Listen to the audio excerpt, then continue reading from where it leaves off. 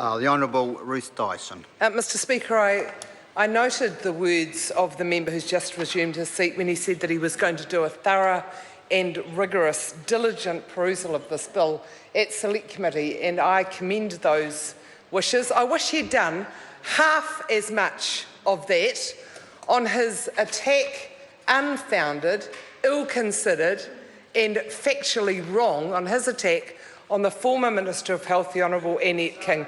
That member should look up the facts before he starts attacking other members of this House, because what goes round comes round, and it will be his turn very, very soon. When we were elected to lead the government in 1999, we had a total in New Zealand of 43 radiation therapists. 43. Is that enough, Mr Speaker? Is that enough radiation therapists to service the needs of New Zealanders who have cancer? I'll give you a clue. The answer is either yes or no, and it's not yes. The answer is no. So what does a government do if someone presents at a hospital, at a doctor's, with cancer, but there's no trained staff available to treat them? Should we send them home? Should we send them to the back blocks of Coromandel, where Mr Simpson comes from? Shall we send them home, or shall we pay for them to go to Australia, where they will get their treatment until there are enough trained staff in New Zealand? So what's the answer? What's the answer? Scott Simpson hasn't got a clue. He's just demonstrated that. 43 radiation therapists when his party left government in 1999, and within 3 years that number had doubled, so that we no longer had to do that. Member, yep. Now, I want you to settle down, and we don't have comments like that. There's a Speaker's rulings referring to that, and it's on page 48, so we won't have that again. Honourable Ruth Dyson. Thank you very much, Mr Speaker. This is another contribution to being able to ensure that we can provide health services to people who are in need of it. But before I get back to the specifics of the Health Practitioners' Replacement of Statutory References to Medical Practitioners Bill, that's got to win the award for the longest title of a bill so far this year, and to support the legislation, can I add another warning to Mr Simpson? Because just 9 or 10 months ago, his Minister of Health received exactly the same warning about the shortage of trained staff able to treat New Zealanders with cancer as the previous government had received in the late 1990s and ignored. The then Minister of Health, between 1996 and 1999, got the warnings in writing from the Ministry of Health, said, you will not have, Minister, you will not have enough trained staff to treat cancer patients in New Zealand. There will be a crisis.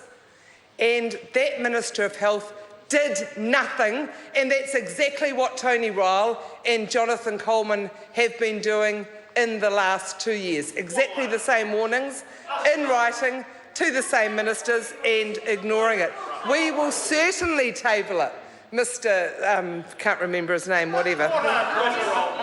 Mr Speaker, it's not very usual with the current government that Labor is able to support legislation. For example, earlier this evening, we had a couple of hours of debate of how this government is proposing to sell off our state housing stock. They tried it in the 1990s, and they're doing it again now. They've got all sorts of magical words that they're weaving around it. But in the end, they're hocking off a significant asset, putting some of our most vulnerable individuals and families at risk. So we couldn't support that legislation, but we are able to support the bill that we're debating at the moment. It's taken an awfully long time, 7 years, to bring this bill to the House. I could give the Minister of Health and his predecessor some advice. They should have just looked in the members' ballot, because Annette King has already got a members' bill in the ballot which does considerably more than this.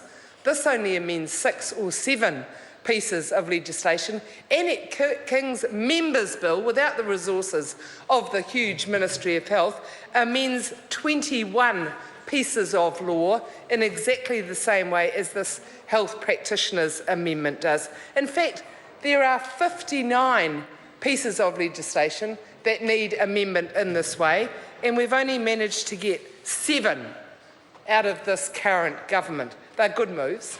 We certainly support them. But why has it taken it so long, and why is it such a shonky little bill? It's not nearly robust enough. 7 legislative changes instead of what the Ministry of Health recommended, and that were changes to 59. So how does this issue come about, and why are we debating the bill, Mr. Speaker? Well, the issue comes about because years and years ago, the only people who had training to enable them to do some jobs in the health system were doctors.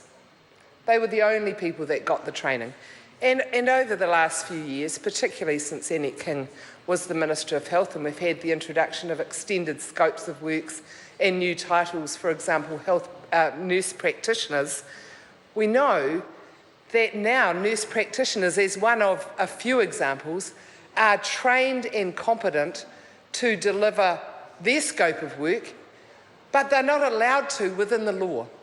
There are some things that they are trained and competent and able to do, but the law forbids anyone but a medical practitioner from performing. Now, that's just because the statute never caught up with the practice, and that's what we're fixing today. I hope that during the Select Committee process, there will be some pressure put on the Ministry of Health, and indeed the Minister, to get the rest of the legislative changes onto the floor of Parliament, because it's clear that all parties agree with these changes. I imagine I haven't heard Mr. Seymour from ACT. It's fabulous to have your presence with us tonight. unusual though that is in the chamber. But I'm hoping that even Mr. Seymour will be supporting this legislation. It's certainly sensible. So I don't know why we haven't got all 59 needed legislative changes included in this bill. I don't know when there was a priority of 10 identified in the regulatory impact statement that we only ended up with 7, and I certainly don't know why it's taken 7 long years to get to this state. I do know it doesn't assist with training the additional cancer specialists that we're short of, but I do know that it will help relieve the huge and predicted to be increasing pressure that we have on our doctors. This will enable competent, qualified, trained other health practitioners, and they're described in this legislation as health practitioners sensibly, in my view, to avoid future extensions of scope which might allow other than nurse practitioners the ability to perform these tasks. So it doesn't explain why we haven't covered off all the necessary changes. But the ones we have got in this bill are changes to the Accident Compensation Amendment Bill and the Accident Compensation Act. That's primarily around a health practitioner having an input into a rehabilitation plan, into the burial and cremation legislation, which will allow a qualified person other than a medical practitioner to certify that someone has actually died, and I hope they don't take too close a look at the member who's interjecting. Amendment to the Children, Young Person and Their Families Act for medical examinations of children, into the Holidays Amendment Bill, so that a health practitioner can testify that someone is actually too unwell to be able to go to work, might be too busy on public business across the road to be able to go to work, but you don't need a health practitioner, to be able to do that. And also into the mental health compulsory assessment and treatment legislation, changes to that, and changes to the misuse of drugs legislation. So, Mr. Speaker, as I said at the beginning, this is a bill that we strongly support. It is long overdue. It is short in terms of the breadth of legislative changes that are needed, that were recommended by the Minister of Health, and without any explanation we haven't had presented to us. I look forward to its progress in the House. I called